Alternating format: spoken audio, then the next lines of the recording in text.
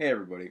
Many of us are familiar with the concept that both good and evil are in all of us. No one is 100% good, no one is 100% evil. Everyone's a shade of gray. This is especially depicted in books and television, as well as in many mystery novels, stories, and comics.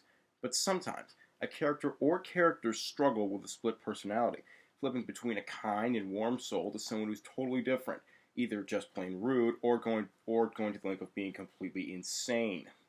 You know, we've all met someone in pop culture who's like that. Like the Hulk, Two-Face from Batman, the Governor from The Walking Dead, or Gollum from Lord of the Rings. Maybe you've even met someone like that in real life. But where did that idea of two personalities in one person come from? Now, many point to the Victorian era as the starting point, with the epicenter being the strange case of Dr. Jekyll and Mr. Hyde. Written by Robert Louis Stevenson and published as a novella in 1886, Jekyll and Hyde was a success and continues to influence modern literature and storytelling because people realize that if you want to be noticed and successful today, you have to be at least as good as the original, if not better.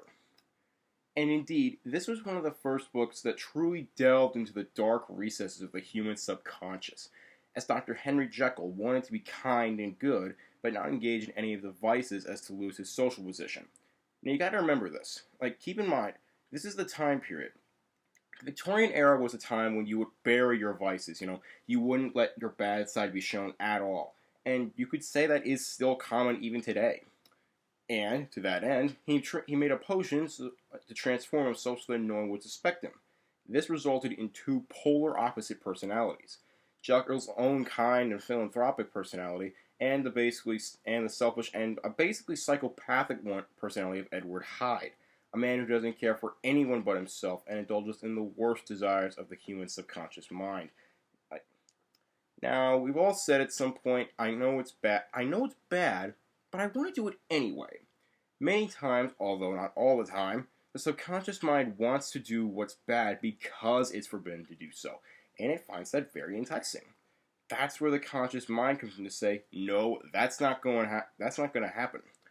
But in an all subconscious mind, there's no barrier, and those thoughts become actions very easily. And I'm sure you're all asking yourself, why is he going on about this? What's important about this? And most of you are probably taking a nap at this time. To answer the first question, I'm going on about this because this is the first and most important book in the psychological horror series. As you know, Jekyll is clearly the good guy and Hyde is clearly the bad guy. You know something isn't quite right with Jekyll, but you just can't put your finger on it.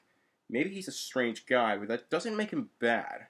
That's when it comes to you as a surprise when you realize that both men, the good and the bad, and the ugly for Hyde, definitely, as he's described, are one and the same.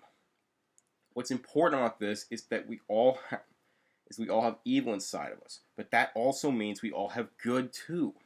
If people had split personalities of all good or all evil and turned into each other at random, one personality would eventually overpower the other, as happens to Jekyll as the story progresses.